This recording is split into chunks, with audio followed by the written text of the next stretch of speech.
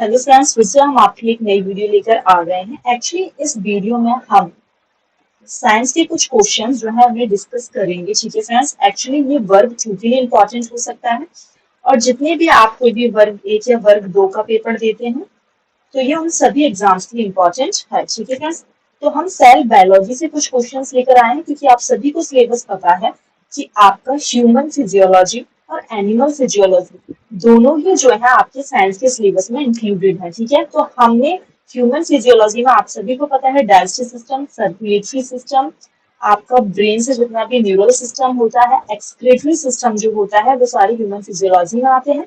और उसके अलावा आपकी सेल बायोलॉजी जो है वो भी एक पार्ट है। Cell division and cell biology आपका किसका?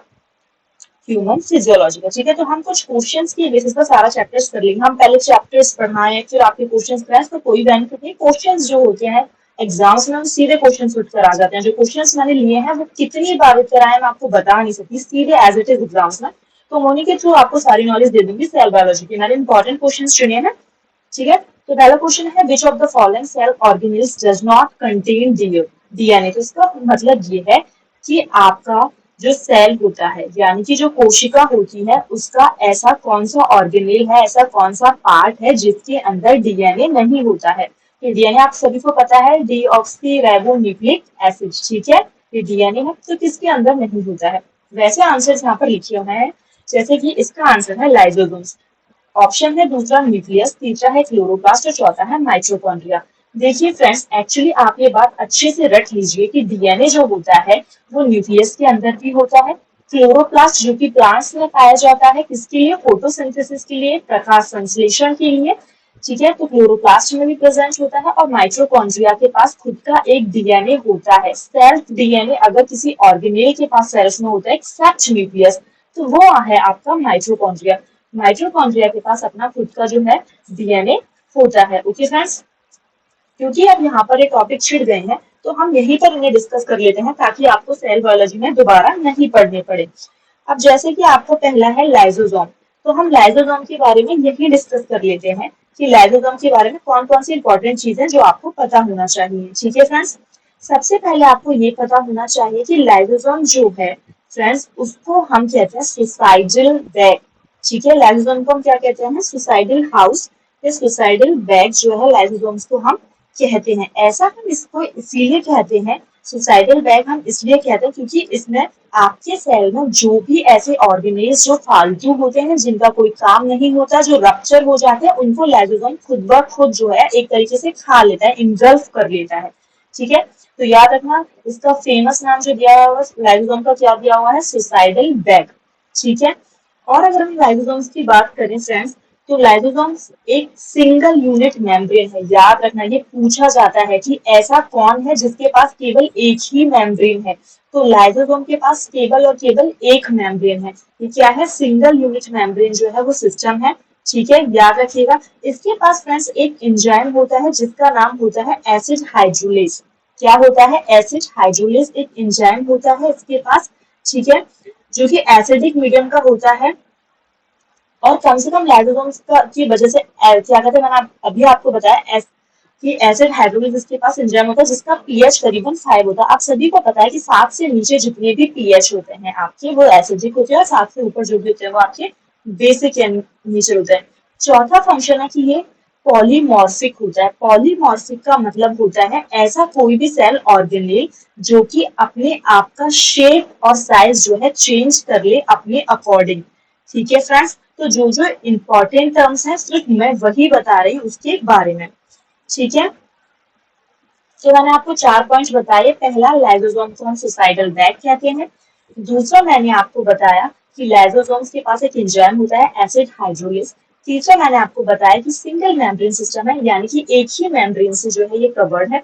और चौथा, मैंने आपको बताया कि पॉलीमॉर्फिक होता है। ठीक है, याद रखिएगा फ्रेंड्स कि लाइसोसोम के पास अपना डीएनए नहीं होता है। ठीक है, और लाइसोसोम्स जो होता है वो सभी सेल में पाया जाता है सिर्फ और सिर्फ आरबीसी ऑफ मैमल्स। ममल्स के आरबीसी में लाइसोसोम जो है वो नहीं पाया जाता है। ठीक है, और अगर आपसे भी पूछे कि प्लांट का लाइसोसोम कौन है तो आप कहेंगे वैक्यूल, क्योंकि प्लांट की सेल के अंदर वैक्यूल एक ऐसी चीज है जो कि लाइसोसोम का फंक्शन की तरफ वर्क करता है। ठीक है फ्रेंड्स, इससे ज्यादा आपको लाइसोसोम के बारे में कुछ भी नहीं पूछा जाएगा। ठीक है, ये हो गई लाइसोसोम की। तो इसका आंसर लाइसोसोम था, इसलिए मैंने इसको यहाँ पर डिफाइन कर दिया। अब आ जाता है दूसरा कि which of the following cell organelle is called the power house of the cell। आप सभी को पता है that this answer is mitochondria। इसका आंसर क्या है? The answer is mitochondria। इसका आंसर है mitochondria। ठीक है, तो फ्रेंड्स आपको अब थोड़ा सा mitochondria के बारे में भी हम बता देते हैं, क्योंकि जो जो इंपॉर्टेंट टॉपिक है अलग अलग पढ़ने से कोई फायदा नहीं है, क्वेश्चंस के अकॉर्डिंग पढ़ें। ठीक है, तो इजी रहेगा। तो याद रखिए कि जो माइटोकॉन्ड्रिया टर्म है, नाम किसने दिया है? बेंडा ने। तो C Benda give the term mitochondria. ठीक है, माइटोकॉन्ड्रिया को नाम किसने दिया है? बेंडा ने। एक्चुअली फ्रेंड, अगर आपसे भी पूछे कि माइटोकॉन्ड्रिया पहली बार किस चीज में पाया गया था, तो आप कह सकते हैं कि जो कीड़ा होता है ना, इंसेक्ट, इंसेक्ट की मसल्स में पाया गया था। स्ट्रिक्ट मसल्स थी इंसेक्ट की। सबसे पहले जो था पोलिकर ने इसको इंसेक्ट की मसल्स में जो था वो फाइंड किया था। ठीक है फ्रेंड, और आप सभी को ये पता है कि माइटोकॉन्ड्रिया को power house of the cell कहते हैं। ठीक है, अब देखिए फ्रेंड्स, इसकी कुछ इंपॉर्टेंट चीजें हैं जो मैं आपसे डिस्कस करी, क्योंकि मैंने बोला कि माइटोकॉन्ड्रिया के पास खुद का डीएनए होता है। अब देखिए, अब डीएनए खुद का होता है तो इसका मतलब है कि इसके पास राइबोसोम्स होगा। तो माइटोकॉन्ड्रिया के पास अपना जो राइबोसोम होता है वो होता है 55S राइबोसोम्स। आप सभी को पता है, साइंस आप सभी ने पढ़ी है। 55S राइबोसोम्स जो होता है वो 35S और 25S यूनिट्स में डिवाइड होता है। ठीक है, हमेशा जो होता है अपनी ये 5 यूनिट आगे लेकर चलता है। तो 55S राइबोसोम्स माइटोकॉन्ड्रिया के पास है, तो डिवाइड कितना होगा? 35S प्लस 25S में। ठीक है, और अगर हम माइटोकॉन्ड्रिया के बारे में बात करें तो पहले इसके कुछ और नाम जो है वो, अगर देखिए फ्रेंड्स, बहुत सारे माइटोकॉन्ड्रिया एक जगह मिल जाते हैं तो उन्हें कॉन्ड्रियोजोम्स कहते हैं। ठीक है, सिर्फ कॉन्ड्रियोजोम्स कहेंगे अगर बहुत सारे माइटोकॉन्ड्रिया एक जगह मिल जाएंगे तो उन्हें क्या कहेंगे? कॉन्ड्रियोजोम। इसके अदर नाम की हम बात कर लेते हैं। पहले तो सबसे पहले हो गया कि power house of the cell, दूसरा हो गया सेल विद इन सेल। याद रखना ये माइटोकॉन्ड्रिया का नाम है। ठीक है, माइटोकॉन्ड्रिया तो सेल के अंदर सेल, ऐसे याद रखना, सेल विद इन सेल। ठीक है, इसको हम सेल फर्नेसेस भी कहते हैं। इसको सेल फर्नेसेस इसलिए कहते हैं क्योंकि ये एनर्जी हाउस है। ठीक है, जैसा मैंने भी बताया पावर हाउस है तो सेल फर्नेस जहाँ से एनर्जी निकल रही हो, इसलिए सबसे बिजी है। सेमी ऑटोनोमस, इसको सेमी ऑटोनोमस इसलिए कहा है क्योंकि इसके पास खुद का डीएनए होता है। ठीक है, तो आपको माइटोकॉन्ड्रिया के बारे में कुछ कुछ चीजें पता चली। पहला ये कि माइटोकॉन्ड्रिया को सेल विद इन सेल कहते हैं, माइटोकॉन्ड्रिया को ही power house of the cell कहते हैं, माइटोकॉन्ड्रिया सबसे बिजी ऑर्गेनेल्स है, और माइटोकॉन्ड्रिया जो है ये, अभी मैंने आपको बताया कि इसके पास खुद का राइबोसोम और खुद का डीएनए होता है। 55S राइबोसोम्स होता है और खुद का डीएनए होता है।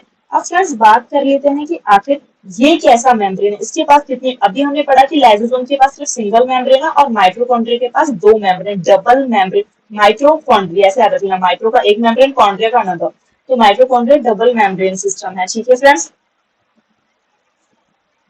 अब बात करते हैं, देखिए इसमें लिखा mitochondria contain enzymes for cellular respiration in which energy is release, therefore it is called a power. देखिए इसके पास एक एंजाइम होता है जो कि रेस्पिरेशन में जो होता है आपका हेल्प करता है। ठीक है, अगर आप सभी ने रेस्पिरेशन पढ़ा होगा तो आपको पता होगा इसका एंजाइम जो होता है वो इलेक्ट्रो ट्रांसपोर्ट सिस्टम में भी हेल्प करता है। ठीक है, चौथा देखिए आपसे वही क्वेश्चन पूछ लिया है, माइटोकॉन्ड्रिया डिस्कवर किसने किया था? ठीक है, तो ये आपको पता होना चाहिए। माइटोकॉन्ड्रिया अगर डिस्कवरी के बारे में पूछते हैं आपसे कि भाई डिस्कवर किसने कर दिया माइटोकॉन्ड्रिया, तो याद रखना इसका आंसर जो है वो है अल्टमैन। ठीक है, अल्टमैन। अगर आपसे कोई पूछे कि माइटोकॉन्ड्रिया टर्म किसने दिया, तो बेंडा ने। किसने? सी बेंडा ने। अगर आपसे पूछे कि डिस्कवर किसने किया, तो अल्टमैन ने। ठीक है, ए फॉर अल्टमैन और बी फॉर बेंडा। तो डिस्कवर किसने किया? अल्टमैन ने। टर्म किसने दिया? बेंडा ने। ठीक है, सी बेंडा ने। Which of the following cell organelles contain RNA? देखिए अब आपसे पूछा आरएनए किसने, कौन सा ऑर्गेनेल है जो आरएनए कंटेन करता है?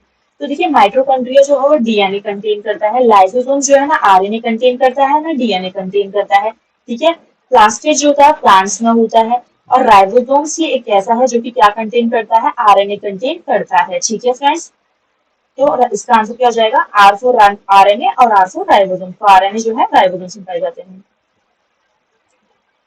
What is the site of ribosomes in living cells? आप सभी को पता है कि राइबोसोम्स किसके ऊपर होते हैं? एंडोप्लाज्मिक रेटिकुलम के ऊपर भी होते हैं और न्यूक्लियस के ऊपर भी होते हैं, ठीक है।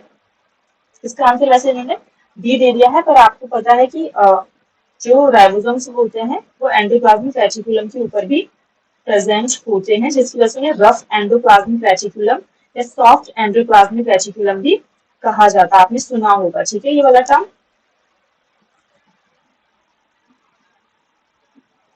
न्यूक्लियोलस के पास भी होते हैं, तो इन्होंने आंसर दे दिया, कोई बात नहीं, आपका आंसर ए होना चाहिए था, लेकिन न्यूक्लियोलस के पास भी होते हैं। Which of the following is consider as a cell within a cell? अभी मैंने आपको बताया था कि cell within a cell जो है वो किसको कहते हैं। अभी थोड़ी सी देर पहले ही मैंने आपको बताया था। तो देखिए, इसका आंसर होना चाहिए था माइटोकॉन्ड्रिया, ठीक है। इन्होंने क्या दिया, गोल्जी एपार्टस, जो कि गलत है, तो इसका आंसर आप सही मार्क कर लेना, माइटोकॉन्ड्रिया इसका राइट आंसर है। सेल विद इन सेल किसको कहते हैं? माइटोकॉन्ड्रिया को कहते हैं, ना कि गोल्जी अपैरेटस को। तो अब बात ये उठती है कि गोल्जी अपैरेटस को क्या कहते हैं। तो देखिए फ्रेंड, गोल्जी अपैरेटस को हम कहते हैं लिपोकॉन्ड्रिया, ठीक है, डैक्टियोसोम्स, ठीक है। आप दो ही नाम इसके याद रख लीजिए, cell within a cell, power house of the cell, busiest organelles, ये सब माइटोकॉन्ड्रिया के लिए अच्छे अच्छे नाम माइटोकॉन्ड्रिया के लिए। गोल्जी कॉम्प्लेक्स को बेकार तरीके के नाम मिले हैं, जैसे आप रख सकते हैं लिपोकॉन्ड्रिया या डायक्टोजोम, जैसे इनके मीनिंग्स होते हैं कि ऐसा नाम क्यों मिला है, पर मैं आपको याद रखने के लिए बता रही हूँ। डायक्टोजोम्स और लिपोकॉन्ड्रिया जो है, या गोल्जी बॉडी, इन सबको नाम मिले हुए हैं। इसमें कुछ आंसर गलत है शायद, जहां से मैंने लिए हो सकता है। खैर, मैं आपको सही आंसर बता रही हूँ, तो आप उस पर ध्यान दें। Which of the following cell organelles is present animal cell but not present in plant cell? अब कौन सी चीज है जो कि एनिमल सेल्स में प्रेजेंट है लेकिन प्लांट सेल? तो फ्रेंड देखिए, न्यूक्लियस तो प्लांट में भी होता है, एनिमल में भी होता है। गोल्जी कॉम्प्लेक्स प्लांट में भी होता है, एनिमल्स में भी होता है, ठीक है। बचता है सेंट्रोजोम। तो सेंट्रोजोम जो है वो आपका, इसमें क्या पूछा है, organelles is present in animal cell but not in plant cell. तो प्लांट सेल में प्लास्टिक तो होता है, लेकिन सेंट्रोजोम जो होता है वो प्लांट सेल में प्रेजेंट नहीं होता है, ठीक है।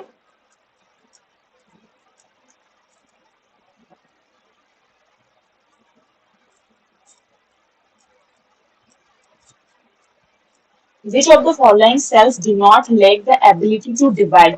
ठीक है, तो इसमें पूछा कि कौन सा सेल है जिसके पास एबिलिटी जो है वो डिवाइड की नहीं है। तो देखिए, red blood cells, muscle cells, nerve cells. Only highly specialized cell of the body such as nerve cells, muscle cells and red blood cells lack the ability to divide. Once they have differentiated, they remain in that state till the end of their life cycle. इसका answer क्या है? सी, यानी skin cell, ठीक है। क्योंकि देखिए, nerve cells जो होते हैं उनके पास ना, the foreign cell do not lack the ability to divide. ठीक है, नर्व सेल्स क्या होता है, अगर देखिए दोबारा दोबारा नर्व सेल्स अगर आपके बन सकते हैं ना फ्रेंड्स, तो किसी भी इंसान को एक बार ब्रेन की कोई भी प्रॉब्लम या इंजरी होने के बाद हम उन्हें डेवलप्ड कर सकते हैं, लेकिन ऐसा नहीं होता है, ठीक है। एक बार उनकी एबिलिटी, अगर वो एक बार कंप्लीटली अपनी एबिलिटी उन्होंने गायब कर दी, यानी कि गुम हो गई, दोबारा वो डिवाइडेड डिफरेंशिएट नहीं होंगे, तो वो खत्म हो जाएंगे। देखिए, आपको पता है आरबीसी की सेल की तो वैसे भी लाइफ 120 दिन ही होती है, ठीक है। Which of fallen cells do not usually divide but can be induced to divide? ठीक है, liver cells. Liver cells do not usually grow and divide but can be made to do so. Under specific condition such as liver surgery, lymphocytes can also be induced to regrow and divide the interaction. तो ऐसा कौन सा cell है? Liver cell. आपसे पूछा है कि who discover nucleus in 1931? तो रॉबर्ट ब्राउन। देखिए फ्रेंड्स, अगर आपसे पूछा जाए कि किसने सेल को डिस्कवर किया है, तो आप कहेंगे रॉबर्ट हुक। और अगर आपसे पूछा जाए कि किसने न्यूक्लियस को डिस्कवर किया, तो आपका आंसर होगा रॉबर्ट ब्राउन। हुक किसके लिए? सेल के लिए। ब्राउन किसके लिए? न्यूक्लियस के लिए। श्वान ने क्या किया है? टी स्वान ने और रुडोल्फ बिरकॉव, इनने क्या किया है? थ्योरी दी है इन्होंने, ठीक है, सेल थ्योरी इन्होंने डिस्कवर की है। दो साइंटिस्ट जो है उन्होंने सेल थ्योरी डिस्कवर की है। The element that present in protoplasm. Protoplasm के अंदर देखिए, हमेशा याद रखिए कौन, CON, सॉरी, हाँ, आप कार्बन याद रख सकते हैं, ऑक्सीजन याद रख सकते हैं, नाइट्रोजन। CON से आप कौन याद रख सकते हैं, जो प्रोटोप्लाज्म के अंदर होता है। एक और एलिमेंट प्रेजेंट होगा, दैट इज हाइड्रोजन। कौन? H, ऐसे याद रख लीजिए। तो हाइड्रोजन, कार्बन डाइऑक्साइड, नाइट्रोजन और ऑक्सीजन जो है प्रोटोप्लाज्म के अंदर प्रेजेंट होते हैं। Which of the following cell organelle is absent in animal cell but present in plant cell? ऐसा कौन सा ऑर्गेनेल है जो कि एब्सेंट है एनिमल सेल में लेकिन प्रेजेंट? याद रखना फ्रेंड्स, बहुत इंपॉर्टेंट क्वेश्चन है, बहुत दफा पूछा गया मेडिकल एग्जाम्स के लिए भी और साइंस के कोई भी एग्जाम अगर आप दे रहे हैं तो इसलिए एनिमल सेल के अंदर ना फ्रेंड्स सेल वॉल नहीं होता है। Animal plants have lack of cell wall. Cell wall किसके अंदर, सेल की या कोशिका की भित्ति जो होती है वो आपके एनिमल सेल के अंदर नहीं होती है, प्लांट सेल के अंदर प्रेजेंट होती है। रट लें आप ये। Cell wall is mainly compose of, cell wall किसका कंपोज होता है, सेलुलोज का, ठीक है। क्योंकि देखिए फ्रेंड्स एक्चुअली ये ना प्लांट सेल में ही प्रेजेंट होती है और प्लांट सेल्स की जो मेम्ब्रेन या सेल वॉल होते हैं ना वो सेलुलोज से ही बने होते हैं। स्टार्च सेलुलोज आपने सुना होगा। Which of the following cell organelles is called digestive bag? अभी मैंने आपको बताया था कौन था, सुसाइडल बैग और डाइजेस्टिव बैग, लाइसोसोम, ठीक है।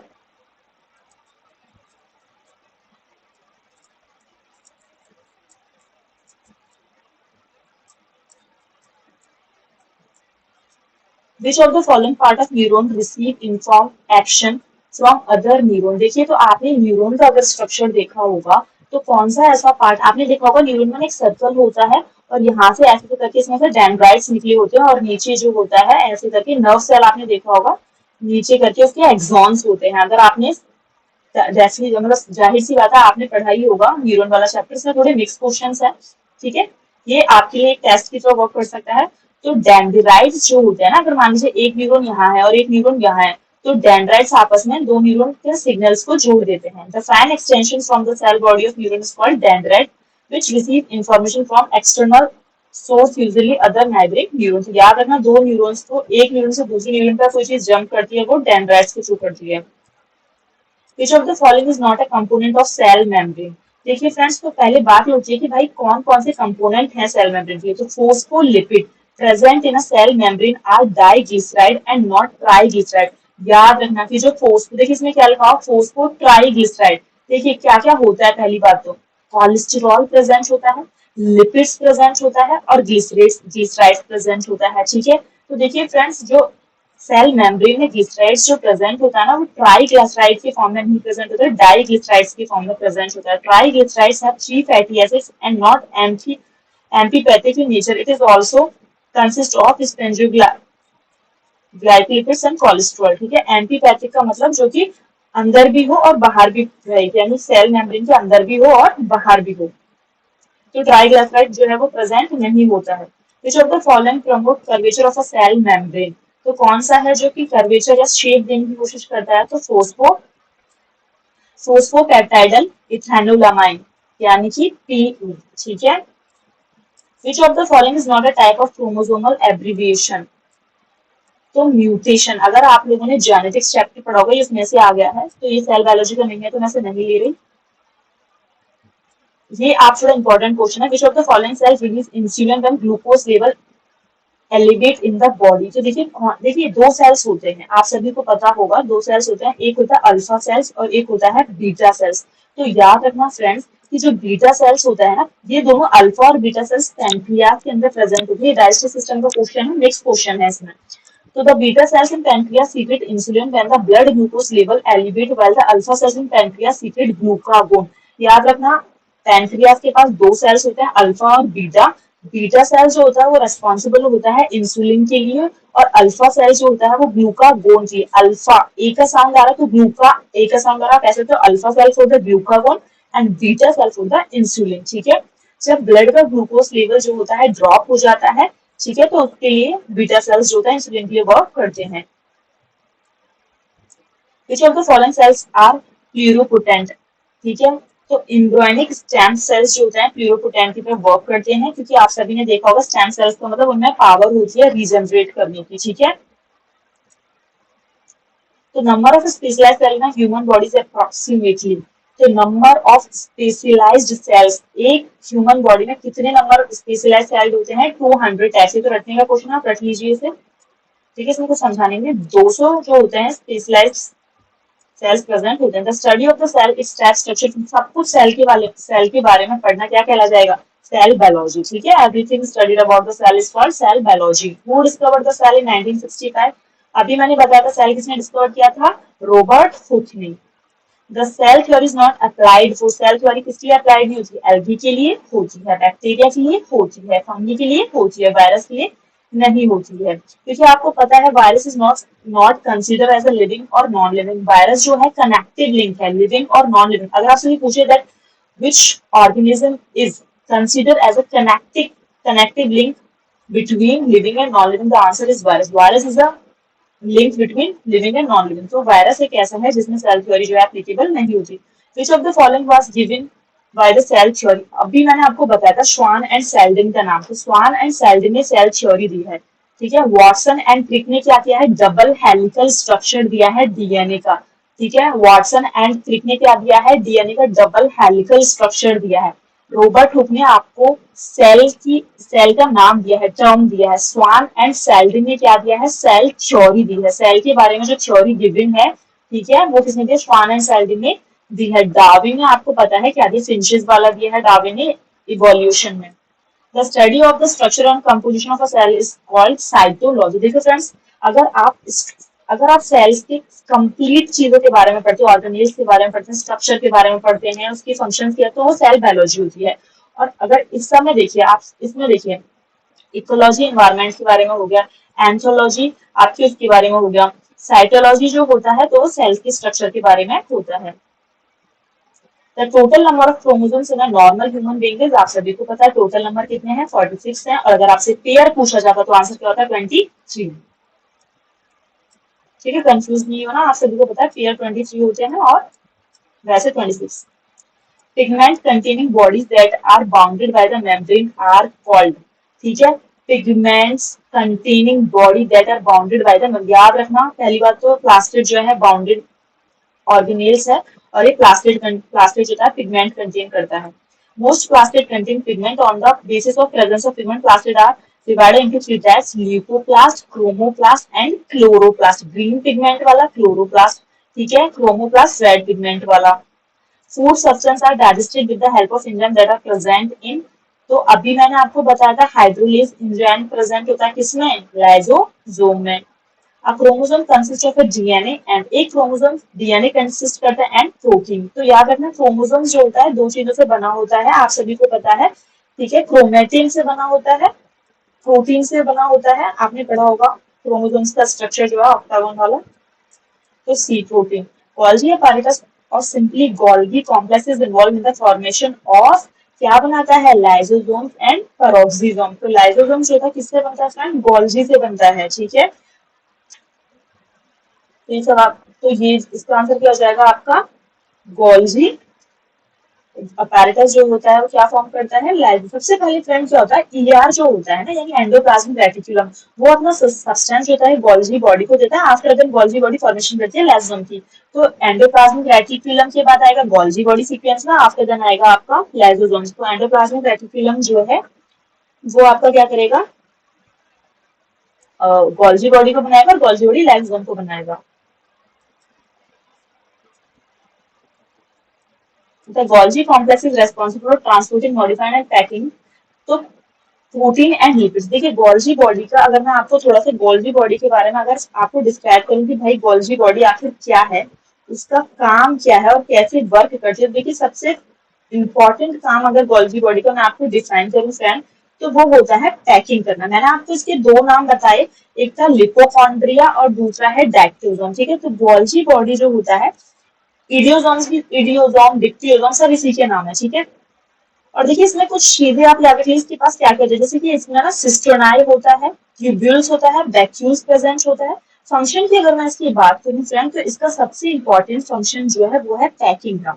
ये प्रोटीन्स को क्या है, पैक करती है, ठीक है। इसीलिए इसका जो अदर नाम है, आप इसको ये कह सकते हैं कि इसको आप ट्रैफिक क्या कहते हैं, directorate of macromolecular trafficking cell और मिडिल मैन ऑफ सेल कह सकते हैं, क्योंकि ये बीच में इसके एंडोप्लाज्मिक रेटिकुलम और लाइसोसोम के बीच में वर्क करता है गोल्गी अपैरेटस। तो पैकिंग किसकी करता है, प्रोटीन एंड लिपिड्स की।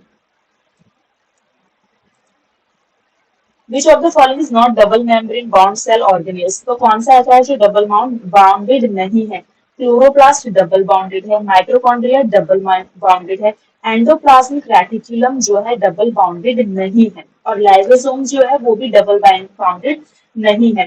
तो क्लोरोप्लास्ट सीएम याद रख लीजिए, सीएम क्लोरोप्लास्ट और माइटोकॉन्ड्रिया जो है डबल बाउंडेड है।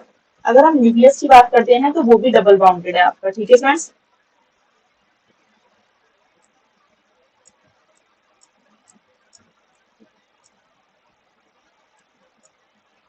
Which of the following cell organelles are site of protein synthesis?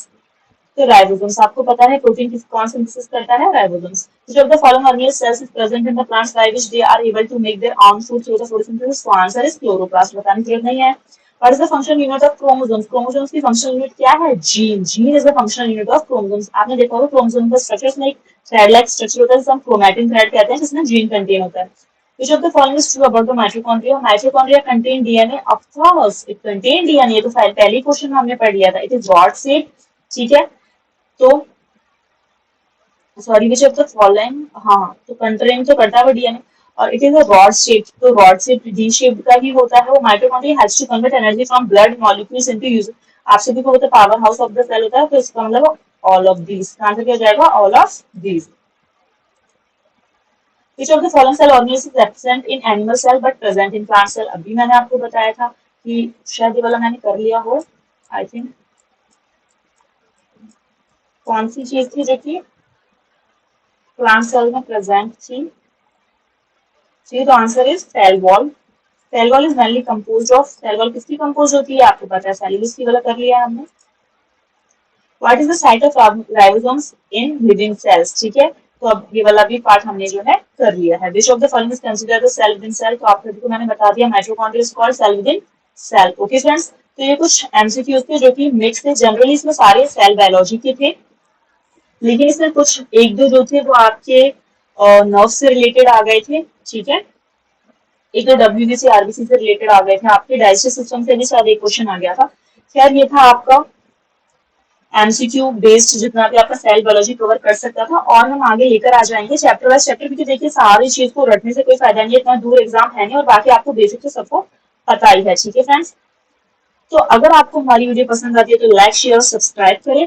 ऐसे ही हम फर्दर नेक्स्ट चैप्टर्स के जो है क्वेश्चन बेस्ड वीडियो लेकर आएंगे, और इसके भी जो पार्ट्स रह गए हैं, ठीक है, जैसे न्यूक्लियस को डिस्कवर करना, उसके ऊपर भी हम क्वेश्चन के बेसिस पर डिस्कस जो है वो कर लेंगे, ठीक है फ्रेंड्स।